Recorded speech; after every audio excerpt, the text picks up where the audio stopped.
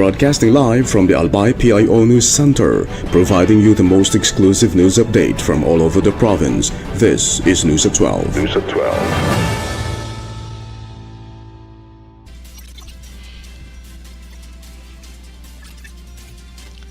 In the local scene, residents of Rapu-Rapu are expected to gain access to inpatient healthcare services before the end of the year as the Bataan Infirmary prepares to expand its operations.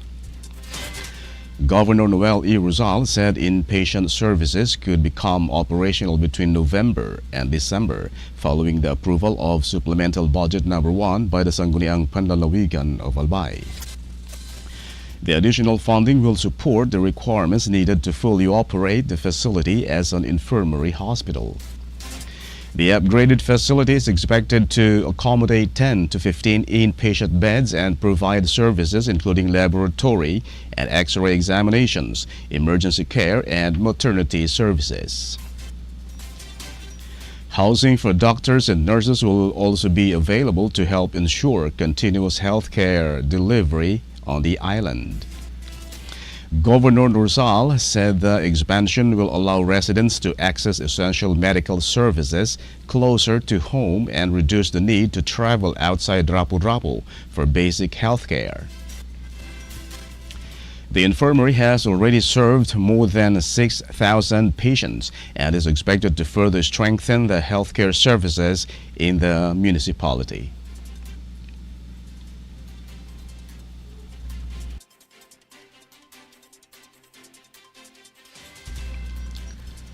In other story,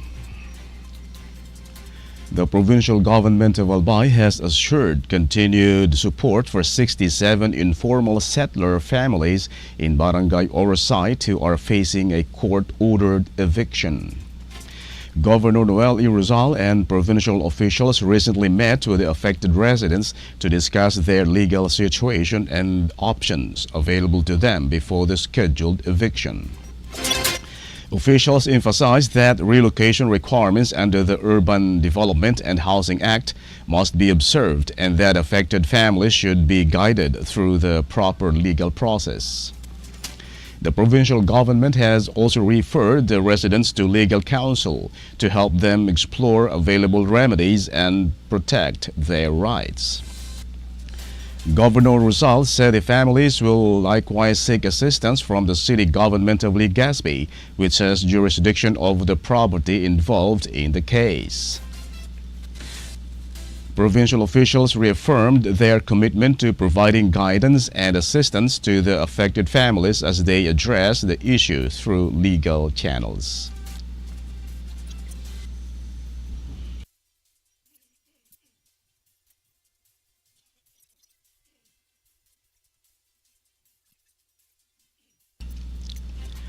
In other news,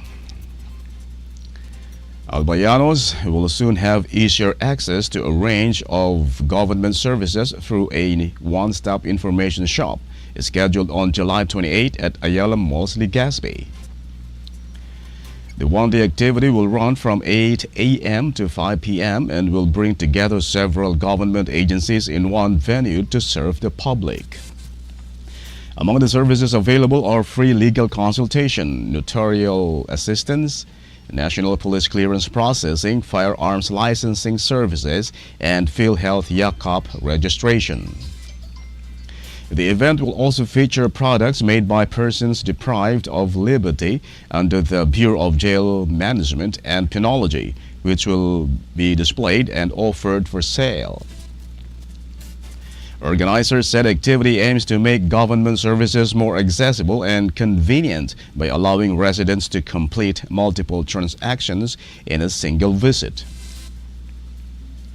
The public is encouraged to take advantage of the services and information available throughout the event.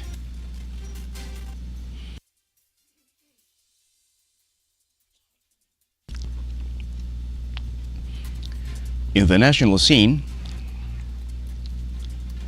ASEAN foreign ministers and their dialogue partners are set to discuss regional and global security issues, including the South China Sea dispute and the crisis in Myanmar during a series of high-level meetings this week. The Philippines also confirmed a bilateral meeting between Foreign Affairs Secretary Maria Teresa Lazaro and China's Foreign Minister Wang Yi to discuss the Philippine-China relations and other regional concerns. Officials said talks will include the proposed code of conduct in the South China Sea and efforts to implement ASEAN's 5-point consensus aimed at helping resolve the Myanmar crisis. The week-long meetings will conclude with the 50th anniversary of the Treaty of Amity and Cooperation, including a signing ceremony for new member states and a gala dinner hosted by President Ferdinand Marcos Jr.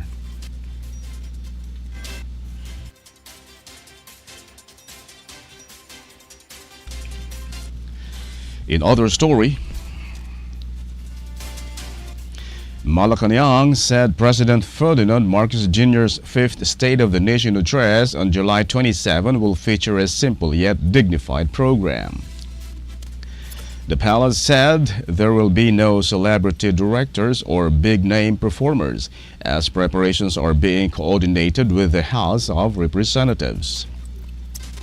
Officials also confirmed that a performer has been chosen to sing the Philippine national anthem, but the identity of the singer has not yet been disclosed. President Marcos is expected to present his administration's accomplishments, priorities, and legislative agenda during his fifth State of the Nation address before a joint session of Congress.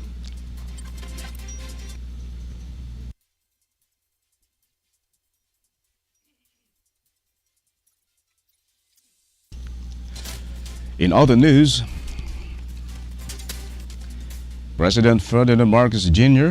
has expressed support for the government's condemnation of an AI-generated video by Chinese state-run media that depicted Filipinos as monkeys. Malacanang said the president has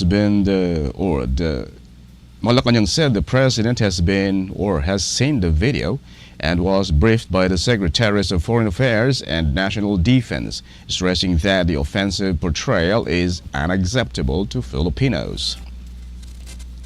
The Department of Foreign Affairs has condemned the video as racist, dehumanizing, and offensive, and has called for its immediate removal. The controversy comes amid continuing tensions between the Philippines and China over the South China Sea, with several lawmakers also condemning the material and calling for a stronger independent foreign policy.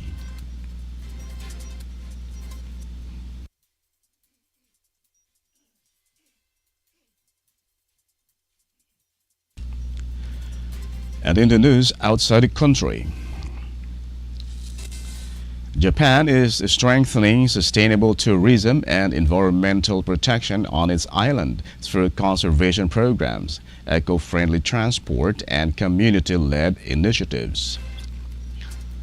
On Yakushima Island, visitors are encouraged to donate to environmental conservation, with funds used for trail repairs, toilet maintenance, and nature protection. Private vehicles are also restricted on popular hiking routes to reduce environmental impact. The country is also protecting loggerhead turtle nesting sites, cleaning coastlines, and promoting efforts to preserve both its forests and marine ecosystems. Japan hosted its first Island States Ocean Summit in Tokyo, where leaders and experts from around the world discussed ocean conservation, climate change, and the sustainable use of marine resources.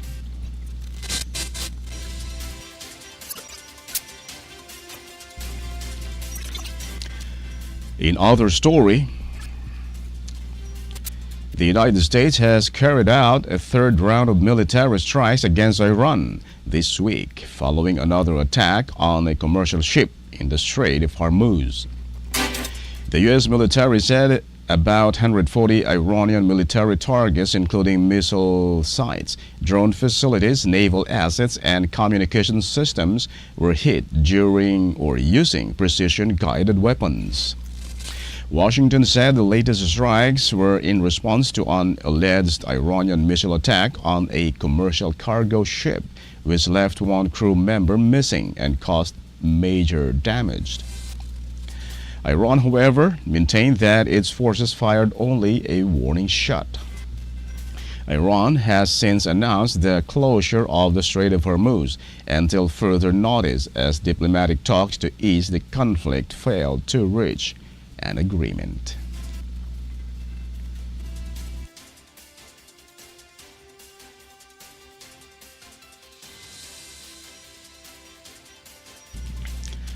And finally, in the news outside the country with reference to the Philippines, the country's top junior tennis players, led by defending singles champion Steffi Marita Ludo, will compete in the two-leg Oscar J. Hilado J60 World Tennis Championship at the Rizal Memorial Tennis Center in Manila.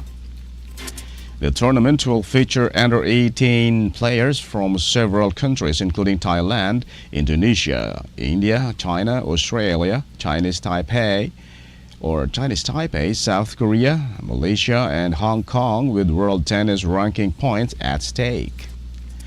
The first leg of the competition will run from July 20 to 26, while the second leg is scheduled from July 28 to August 2. Organizers said the tournament continues the legacy of the late Oscar J. Hilado by giving young Filipino tennis players the opportunity to gain international experience, improve their world rankings, and pursue professional and educational opportunities.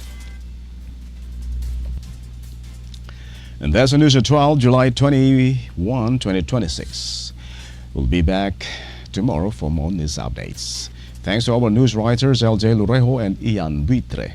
And on the technical side, Ted Bobis. Our Provincial Information Officer, OIC, Mari Gonzales. And under the supervision of our Governor, Noel Irusal, I am Greg Hallare. Thank you for subscribing. Albay in my heart.